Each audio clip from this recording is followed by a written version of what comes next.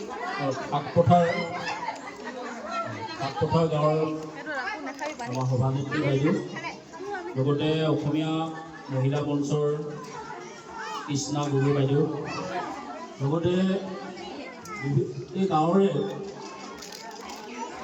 যিসকল বয়োজ্যেষ্ঠ তথা সন্মানীয় মহিলা বাইদেউসকল উপস্থিত আছে। মই পোনপ্ৰথমে আপোনালোকক সকলোকে আজি আন্তৰ্জাতিক নাৰী দিৱসৰ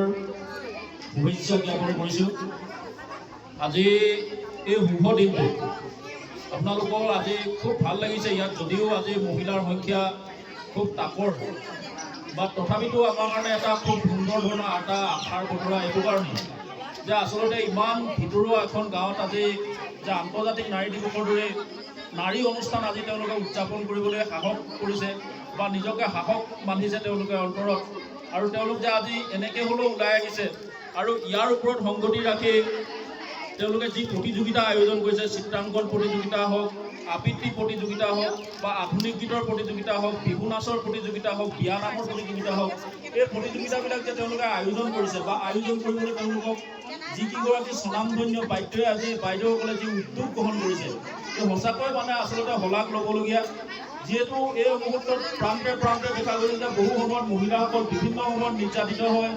বহু মহিলাসকল অকল তেওঁলোকৰ পাকঘৰৰ ৰান্ধনি হৈ থাকে বা বহু সময়ত তেওঁলোকে আচলতে বহু মহিলা আছে মাহ বা বছৰেকতো কেতিয়াবা নগৰ চহৰ অঞ্চললৈ তেওঁলোকে যোৱাৰ সুবিধা নাপায়,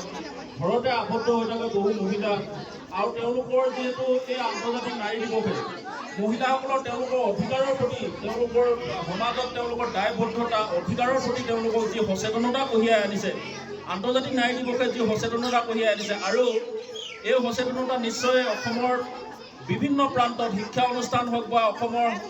ৰাজনৈতিক দলবিলাকত হওক, শিক্ষা অনুষ্ঠানত হওক, অসমৰ মানে আপোনাৰ চাকৰি বাকৰি ক্ষেত্ৰখনতেই হওক, সকলোতে এতিয়া নাৰী যথেষ্ট দোপতদোপে আগবাঢ়ি যোৱা আমাৰ পৰিলক্ষিত হৈছে। আৰু এই দোপতদোপে আগবঢ়োৱা মূলতেই হ'ল যে আচলতে আন্তৰ্জাতিক নাৰী দিৱসৰ দৰে নাৰীসকলৰ অধিকাৰ আৰু সচেতনতাৰ কাৰণে যি মানে আপোনাৰ যি মঞ্চ গঢ় লৈ উঠিছে বা যি আপোনাৰ যি গাঁৱে ভূঞে বা আন্তৰ্জাতিক নাৰী দিৱসৰ দৰে কাৰ্যসূচীয়ে মহিলাসকলক আৰু আগবঢ়াই নিয়াৰ ক্ষেত্ৰত কিছুমান গুৰু দায়িত্ব বহন কৰি আহিছে বুলি মই ভাবোঁ। এনেকুৱা এটা দিন আছিলে নাৰী শিক্ষাৰ প্ৰতি যথেষ্টখিনি আহ্বা আছিলে বা অসুবিধা আছিলে। গাঁৱৰ বহু মানুহে মানে তেওঁলোকৰ মাক দেউতাকে ভাবিছিলে যে ছোৱালীজনী আজি মানে ডাঙৰ হৈছে বা তেওঁ মানে আচলতে 9-10 বা আপোনাৰ যেতিয়াই হাইস্কুলীয়া শিক্ষা সমাপ্ত কৰা বা হায়াৰ ছেকেণ্ডেৰী স্কুলত মানে শিক্ষা সমাপ্ত হোৱাৰ পাছতে বহুতে ভাবে যে ছোৱালীজনীক বিয়া বাৰু দিব লাগে। আচলতে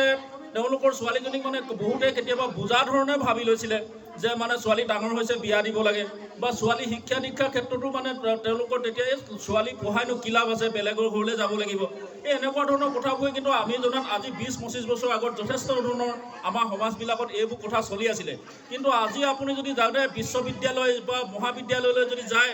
আপুনি তাত আটাইতকৈ দেখিব যে 70% কিন্তু ছোৱালী, 70% মহিলা। আপোনালোকে দেখিব যে ক'ৰবাত যদি এখন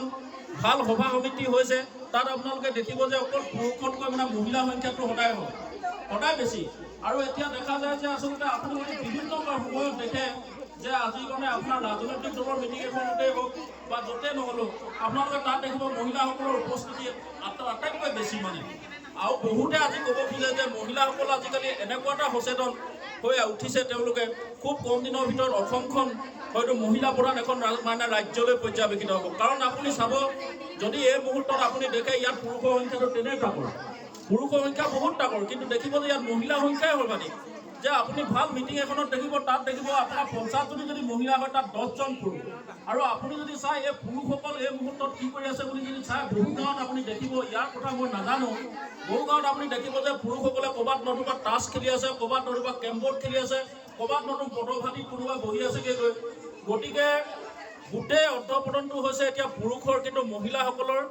দোপতদোপে আগবাঢ়ি তেওঁলোকে যেনেধৰণে আগবাঢ়ি গৈছে সমাজখনত, ই যথেষ্ট আশাব্যঞ্জক বতৰা। আমি ভাল পাইছোঁ। গাঁৱৰ ঘৰতে ভাত ৰান্ধি পুৰুষসকলক সকলোকে যাৰ যোগাৰ দি মহিলাসকল আগতে যেনেধৰণে গাঁৱৰ ভিতৰতে সোমাই আছিলে, 4 বেৰৰ ভিতৰত সোমাই আছিলে, কিন্তু সেই মহিলাই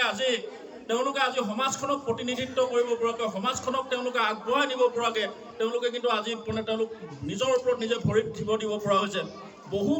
মহিলাই কিন্তু এতিয়া কৰ্মসংস্থাপনো তেওঁলোকে ল'বলৈ লৈছে। বহুতত দেখিব যে দোকান পোহাৰ আপোনাৰ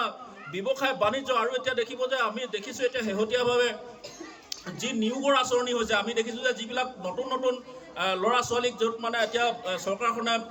তেওঁলোকৰ চাকৰি বাকৰিত নিয়োগ কৰিছে ইয়াতো দেখিব যে সৰহসংখ্যক ছোৱালীয়ে মানে আপোনাৰ চাকৰি পাইছে গাঁওবিলাকৰ স্কুলবিলাকত দেখিব যে কোনোবা এজন পুৰুষ আছে যদি তাত 3গৰাকী মহিলাই আছে গতিকে সমাজখন আচলতে এখন মহিলাতান্ত্ৰিক ৰাজ্যলৈ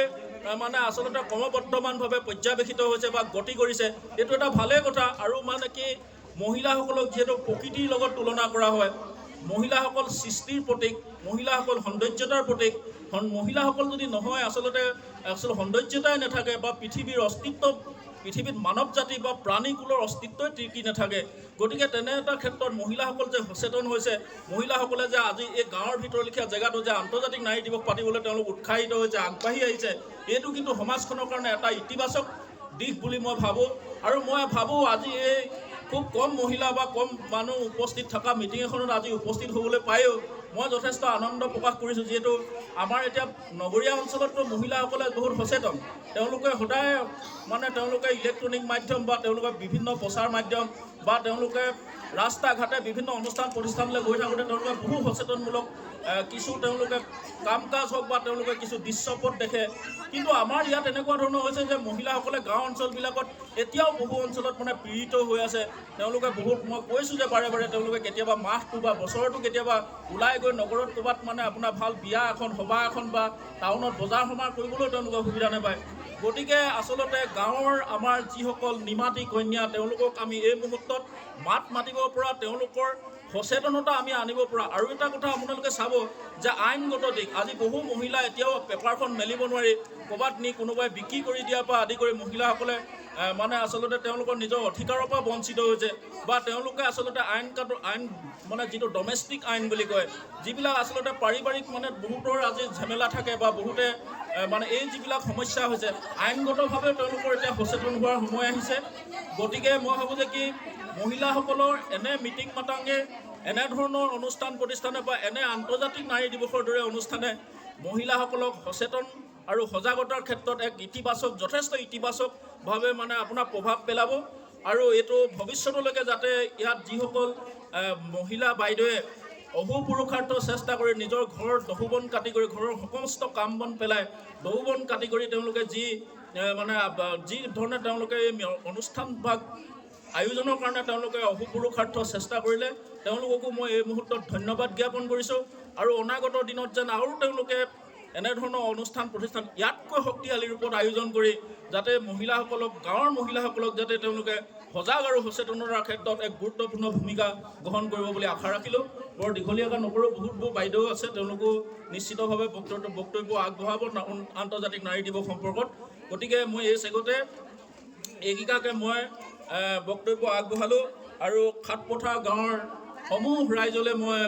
এই মুহূৰ্তত আন্তৰ্জাতিক নাৰী দিৱসৰ শুভেচ্ছা জ্ঞাপন কৰিলোঁ আৰু আজি এই অনুষ্ঠানত